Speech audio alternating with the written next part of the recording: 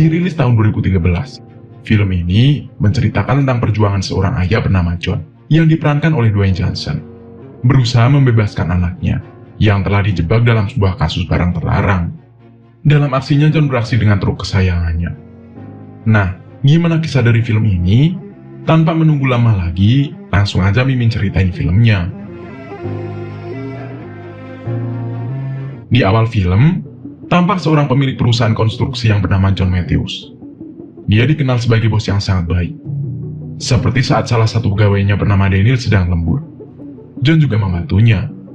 Padahal saat itu anaknya sedang ulang tahun.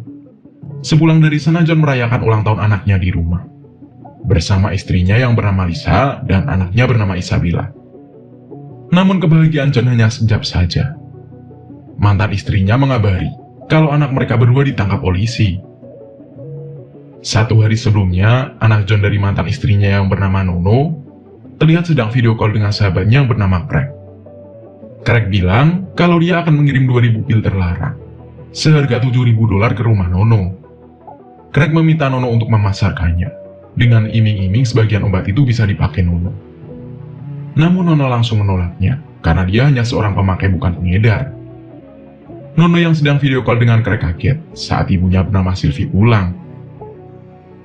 Keesokan harinya, Craig benar-benar mengirimkan paketnya, walaupun Nono sudah menolaknya. Karena sudah terlanjur dikirim, Nono pun menerima paket itu. Namun ketika dibuka, terdapat sebuah alat pelacak. Menyadarinya, Nono pun segera kabur, karena polisi sudah menggerebeknya.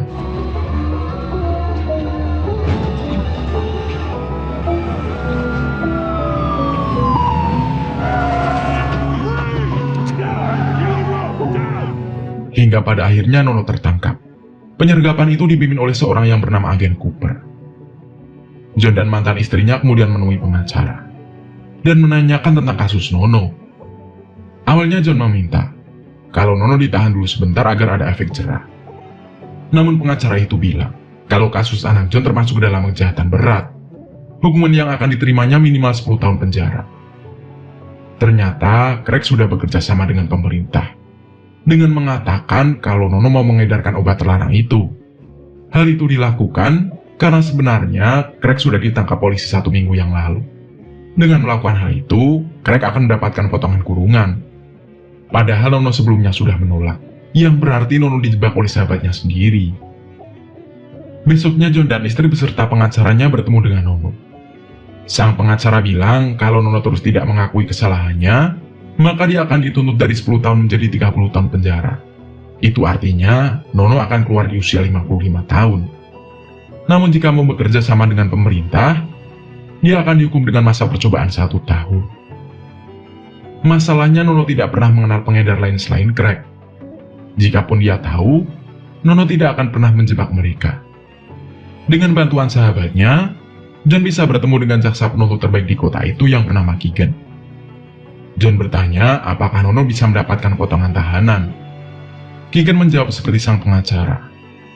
Jika Nono mau bekerja sama dengan pemerintah dan memberitahu pengedar lain, maka dia akan mendapatkan potongan tahanan.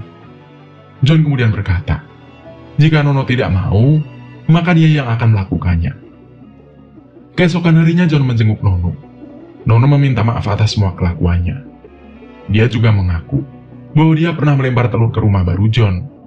Karena dia sakit hati, sebab John tinggal bersama orang lain di rumah mewah. Sementara Nono dan ibunya tinggal di kontrakan. Nono merasa bahwa dia pantas mendapatkan hukuman ini, namun tidak dengan cara dijebak seperti ini. John berjanji kalau dia akan mengeluarkan Nono bagaimanapun caranya. Malam harinya, John berencana mencari pengedar obat terlarang di wilayah itu. Namun John malah dikeroyok oleh orang-orang di sana. Beruntung ada polisi datang dan menyelamatkannya. Esok paginya, Keegan yang tahu John nekat mencari pengedar, kemudian memanggil John dan mengatakan, jika John ingin membantu Nono, dia harus mendapatkan pengedar yang cukup besar. Namun segala risikonya harus ditanggung sendiri oleh John. Di kantornya dia memeriksa berkas-berkas karyawan. Mungkin ada salah satu dari mereka pernah terjerat kasus narkoboy. Hingga dia menemukan satu karyawan yang pernah terjerat 2 kali kasus narkoboy. Karyawan itu bernama James Daniel, yang pernah dia bantu saat lembur. John langsung mengajak Daniel untuk makan siang bersama. John berkata bahwa dia ingin Daniel mengenalkan dirinya pada bos Carter untuk bekerja sama, karena John ingin uang lebih dari bisnisnya sekarang. Daniel bilang kalau dirinya bekerja di perusahaan John untuk menata hidupnya kembali. Dan jika Daniel tertangkap polisi lagi, maka dia akan dihukum seumur hidup. John bilang kalau dirinya hanya ingin dikenalkan tanpa melibatkan Daniel. Namun Daniel tetap menolaknya, dan menyuruh John mensyukuri hidupnya saat ini. John kemudian menawarkan kesepakatan kalau dia akan memberi $20.000 jika Daniel mau membantunya. Di perjalanan pulang, Daniel bertemu anaknya yang bernama Anton.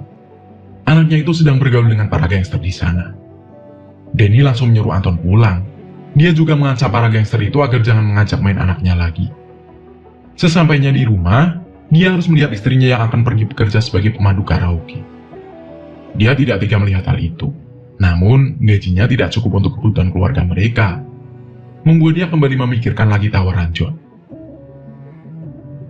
Akhirnya Daniel memutuskan untuk mengantar John menemui Carter yang dia kenal. Ketika Daniel keluar lebih dulu, John langsung menyalakan alat perekam yang dia bawa.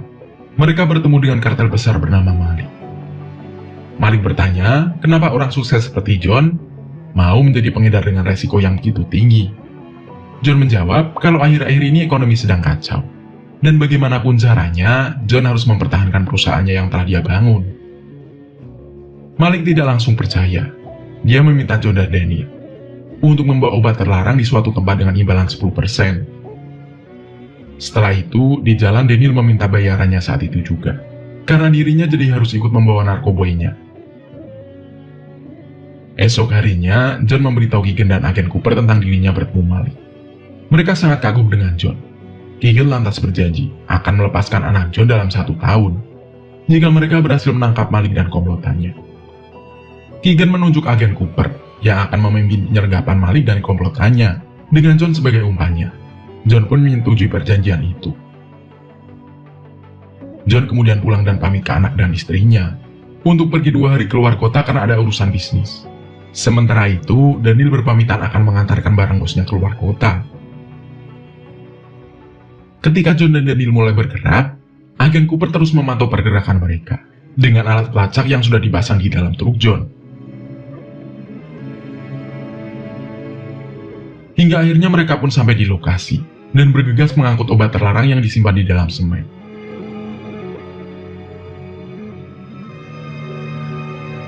Tak lama setelah itu mereka semua diserang. El Topo terlihat di sana. Dia adalah kartel yang jauh lebih besar daripada Malik. El Topo adalah mantan tentara pasukan terbaik Meksiko. Dia kini menjadi kartel barang haram terbesar. John dan Daniel kemudian berusaha kabur dari tempat itu dan membawa barangnya. Ternyata semua penyerangan itu adalah ulah El Topo. Tujuannya untuk menguji semua anak buahnya. El Topo tertarik dengan John, yang lebih mementingkan narkoboynya daripada hal lain. Dia meminta Malik agar John menemuinya. Singkat cerita, John bertemu dengan Malik untuk bertransaksi. Di sana agen Cooper dan anggotanya sedang bersiap menangkap Malik dan komplotannya. Ketika transaksi itu sedang berlangsung, Malik berkata bahwa ada kartel yang lebih besar yang mau berbisnis dengan John. Agen Cooper yang mendengar hal itu dari alat penyadapnya, memutuskan untuk melepaskan Malik dan komplotannya. Besoknya, John menemui Keegan dan agen Cooper. Dia sangat marah. Kenapa Cooper melepas begitu saja Malik? Padahal dia sudah susah payah bekerja untuk Malik. Cooper bilang kalau dia ingin menangkap kartel yang lebih besar. John yang kesal kemudian langsung meninggalkan mereka. Saat di kantor, John dihubungi mantan istrinya agar segera ke kantor polisi. Daniel yang melihat John tergesa-gesa, kemudian meminjam mobil temannya untuk mengikuti John. Di kantor polisi, mantan istrinya berkata kalau Nono diserang oleh tahanan lain, hingga dia harus dirawat. Saat keluar dari kantor polisi, John dihadang oleh Daniel. Akhirnya Daniel tahu kalau anak John sedang dipenjara, dan John bekerja sama dengan polisi. Daniel berucap bahwa John hanya memikirkan anaknya saja, dan tidak sedikit pun memikirkan Daniel dan keluarganya. Karena jika Malik sampai tahu, dia dan keluarganya sudah pasti mati. Di rumah, Daniel meminta istrinya membawa Anton untuk segera pergi dari apartemennya. Sang istri sangat kecewa, karena Daniel dahulu sudah berjanji untuk tidak terlibat lagi dengan barang haram.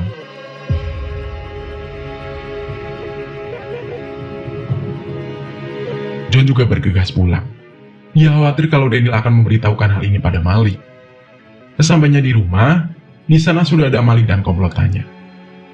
Namun, ternyata Malik belum tahu kalau John bersekongkol dengan polisi. Malik hanya ingin membawa John menemui El Topo. Setelah bertemu, El Topo ingin John mengangkut semua uangnya ke Meksiko, dan John harus mengangkutnya sendirian. John akan berangkat besok pagi jam 10. John kemudian menemui Keegan dan agen Cooper.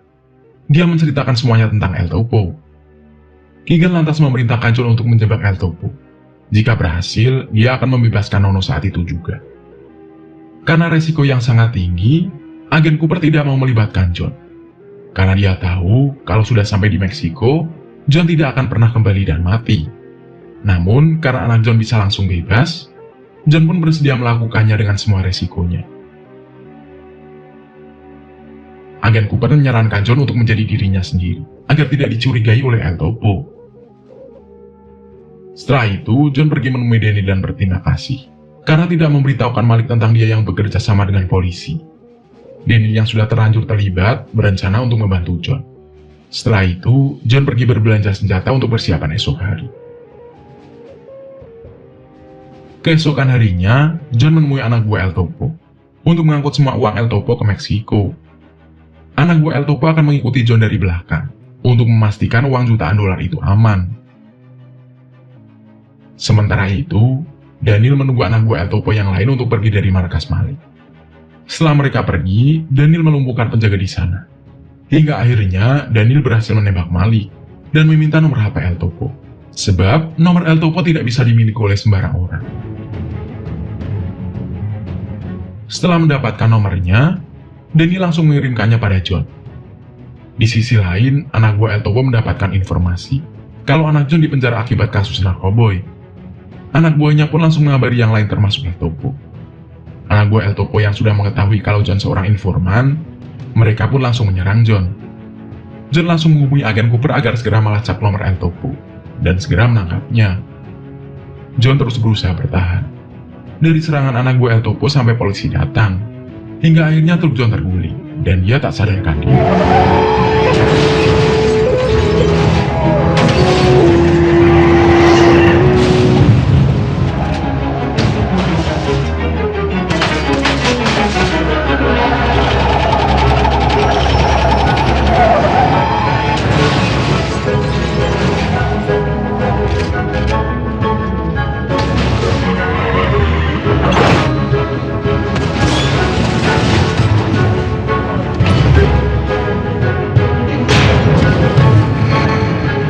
Untungnya, anak buah Cooper datang dan menolong John. Ketika tim agen Cooper sampai di rumah El Topo, ternyata rumah itu sudah kosong. Namun, secara tak sengaja agen Cooper berpapasan dengan mobil El Topo dan langsung mengarahkan anak buahnya untuk menangkap El Topo. Hingga El Topo menyerah dan tidak melawan. Sebab saat itu dia membawa anaknya dan khawatir kalau sang anak celaka, hingga dia pun memutuskan untuk langsung menyerah. Setelah itu, Keegan mengadakan konferensi pers dan mengumumkan bahwa timnya sudah berhasil menangkap Juan Carlos Pintera alias El Topo, kartel terbesar yang menjadi buronan bertahun-tahun. Keegan juga memberikan hadiah berupa uang yang cukup banyak untuk John. Namun John menolaknya. Tak lama setelah itu, Daniel dipanggil ke kantor agen Cooper. Agen Cooper memberikan cek senilai $100.000 kepada Daniel, karena ternyata John meminta agar agen Cooper memberikan semua hadiahnya pada Daniel, agar Daniel hidup berkecukupan bersama anak dan istrinya. Hingga pada akhirnya, keesokan harinya Nono pun dibebaskan dan berkumpul lagi dengan ibu dan ayahnya. Kemudian, film pun berakhir.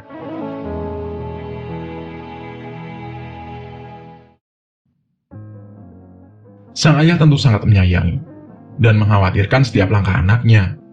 Seperti contohnya John, yang berusaha keras membebaskan anaknya, karena tahu bahwa anaknya tidak bersalah. Kemudian, walaupun El Topo seorang bandar barang haram terbesar, dia tetap memikirkan keselamatan anaknya, dan memilih untuk menyerahkan diri begitu saja pada polisi. Nah, menurut kamu, pesan moral apa yang dapat kamu petik dari film ini? Dan seperti biasa nih, dari 1 sampai 10, berapa nilai yang bakal kamu kasih buat film ini? Tulis pendapatmu di kolom komentar ya. Sekian cerita kali ini, semoga kalian suka dan terhibur. Terima kasih udah nonton bareng sama Mimin, sampai jumpa di video selanjutnya. Mimin pamit, dadah.